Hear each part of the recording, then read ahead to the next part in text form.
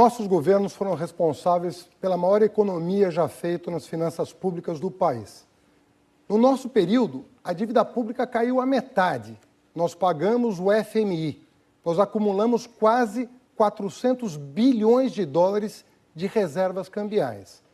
O que o candidato Geraldo Alckmin não reconhece é que, depois que o seu partido foi derrotado em 2014, e felizmente um correligionário dele admitiu em entrevista recente, o PSDB se associou ao Michel Temer para sabotar o governo, aprovando as chamadas pautas bomba, gastos desnecessários, aumento para a cúpula do funcionalismo público, um absurdo, aumentando acima do teto, com auxílios os mais diversos, salário de quem já ganhava bem.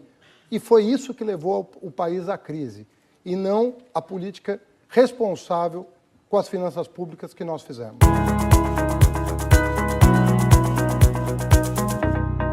Nós vamos recuperar as finanças públicas, mas não como vocês querem, cortando direitos. Vocês estão cortando direitos do trabalhador, vocês estão cortando direitos sociais, apoiando o governo Temer da primeira hora, indicaram 4 ministros. Por que o PT não tem ministro no governo Temer e o PSDB tem 4 ministros? Ainda agora tem um remanescente nas relações exteriores, inclusive elogiando o Bolsonaro, que você critica. Isso é grave. Cortar direito do trabalhador para acertar as contas públicas não se faz. Tem que cobrar do andar de cima e não dar privilégio para o andar de cima, como vocês recentemente fizeram, aprovando o reajuste do judiciário, que é o funcionário público que mais ganha, e querendo aprovar uma reforma previdenciária no lombo do trabalhador rural, da pessoa com deficiência. Isso não se faz. Isso o PT jamais fará.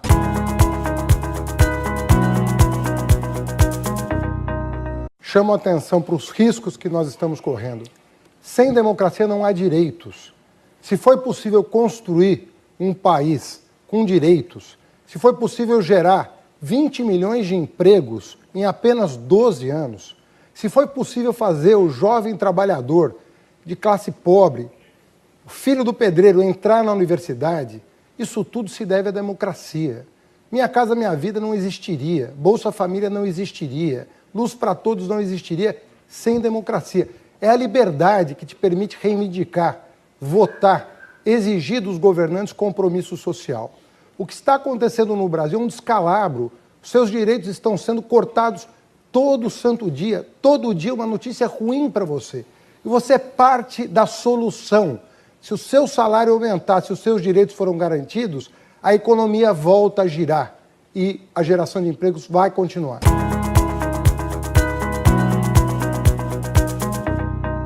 $15 bilhões de dólares custava a Petrobras quando nós assumimos. Hoje ela custa 80 bilhões de dólares a valor de mercado. Sabe por quê? Porque nós multiplicamos por 10 o investimento da Petrobras. Sem isso, nós jamais acharíamos o pré-sal, que é o passaporte para o futuro, se vocês pararem de vender para os americanos o que é do povo. Eu vou retomar o petróleo da Petrobras para investir em saúde e educação. E você aprovou uma lei para alienar para os americanos o que é dos brasileiros. Isso eu não vou permitir, isso vai ser revisto no dia 1º de janeiro de 2019. Posso te assegurar isso. Em relação ao meu trabalho no Ministério da Educação, você não sonha com o que eu fiz. Os governos que se apoiou não fizeram 10% do que eu fiz para o filho do trabalhador entrar na universidade pela primeira vez na história do país.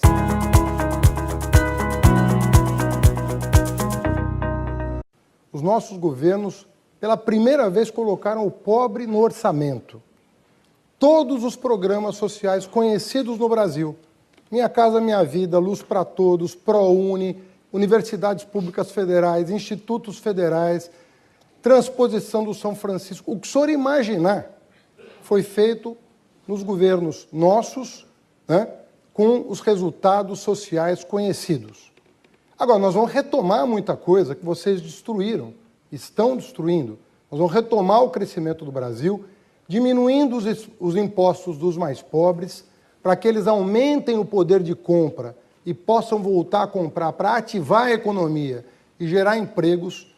Nós vamos enquadrar os bancos, porque os bancos estão cobrando juros extorsivos da população, sobretudo do empresário, daquele que precisa fazer um crediário e daquele que está endividado e não consegue pagar as suas contas.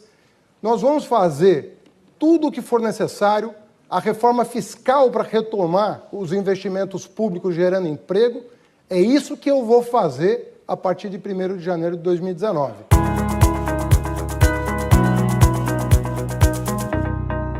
No Brasil, para aumentar a produção agrícola, nós não precisamos derrubar uma única árvore, desde que nós combatamos a especulação de terra.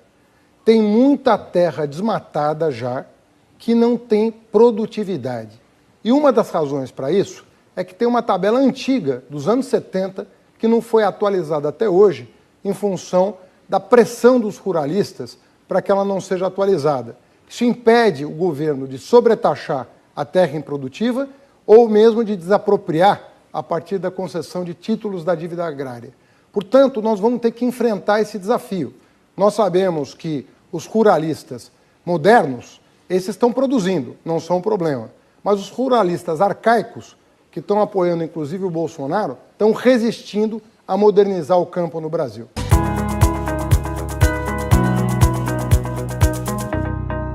Eu estou em campanha há apenas 22 dias. Eu entrei numa situação completamente anormal. O líder das pesquisas, que figurava na dianteira, podendo ganhar no primeiro turno, não pôde participar da eleição em função de uma decisão arbitrária. Arbitrária. Foi condenado sem provas e hoje é considerado pelo mundo inteiro um preso político, inclusive por um comitê das Nações Unidas que vai julgar o mérito dessa ação em março do ano que vem. Você sabe de quem eu estou falando. Estou falando do Lula, que estava com 40% de intenção de voto. Eu estou me apresentando ao eleitorado porque eu represento nesse momento um projeto que deu certo. O Lula saiu com 86% de aprovação. Um presidente que governou para todos. Quando falam que o Lula é radical, que o Lula instituiu o ódio, quando isso? Lula tratou do servente ao banqueiro, do catador de papel ao empresário, com a mesma dignidade, abriu as portas do Palácio do Planalto para todo o povo brasileiro e governou olhando para os mais pobres, que é o que eu pretendo fazer a partir de 1º de janeiro. Reabrir o Palácio do Planalto para todos os brasileiros, de preferência para aqueles que mais precisam da ação do Estado. Essa é a minha formação de professor e esse é o meu valor maior. Nós temos uma ideia. A ideia é tirar da idade mínima, da discussão da idade mínima, quem ganha até uma determinada faixa de renda e o trabalhador rural. Não dá para ter a mesma regra para todo mundo. Os brasileiros, infelizmente, eu digo isso, são muito diferentes. A expectativa de vida dos brasileiros é muito diferente, dependendo da região e dependendo da renda. Então, qualquer mexida na Previdência que não levar em conta que nós somos diferentes e temos que ser tratados diferentes, ela vai ser injusta.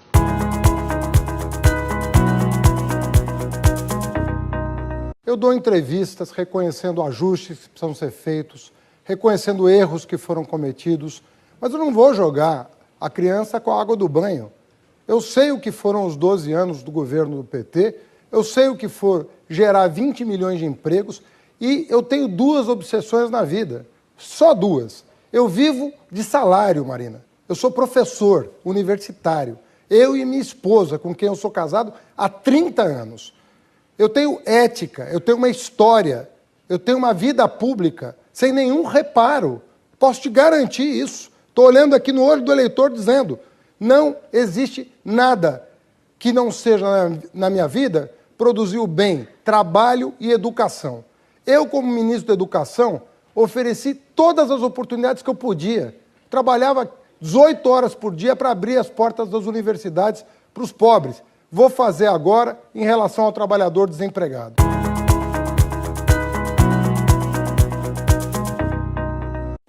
Eleitor, eleitora, agradeço a sua atenção. Sou neto de um líder religioso, sou filho de um agricultor familiar. E aprendi com meu pai que um homem e uma mulher têm que acordar e saber para onde ir. Precisa ter trabalho ou educação, ou as duas coisas. É muito ruim um brasileiro, uma brasileira acordarem e não terem um destino. Aprendi com o Lula que é possível oferecer essa oportunidade para todos, sem exceção, sobretudo para quem mais precisa. Portanto, as minhas obsessões durante os 4 anos de mandato vão ser trabalho e educação para todos. Não há nenhum problema no Brasil que não se resolva com trabalho e educação. Aprendi isso com meu pai, vou seguir esse princípio à risca até o fim do meu mandato. Muito obrigado, conto com o seu voto. Vote 13.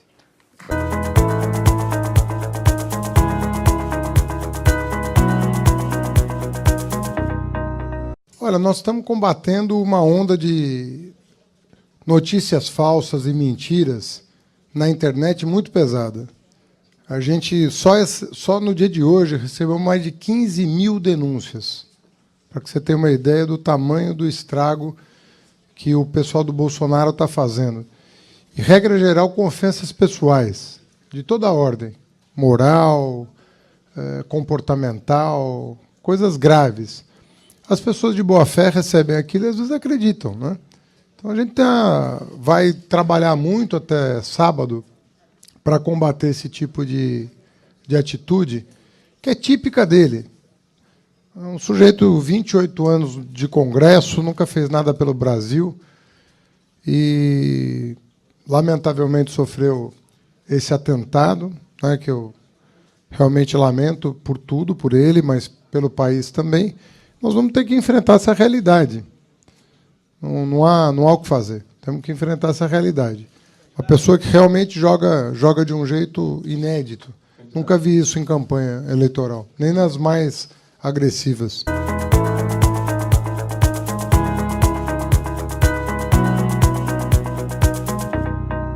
Henrique Fontana é um grande parlamentar. Quem acompanha o seu trabalho na Câmara dos Deputados sabe do que eu falo.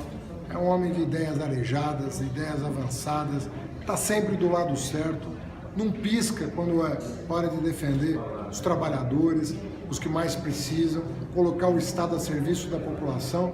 E eu conheço o Henrique desde os tempos do Ministério da Educação, quando ele já então demonstrava uma capacidade enorme de articular o apoio a projetos importantes que mudaram a cara da educação do país.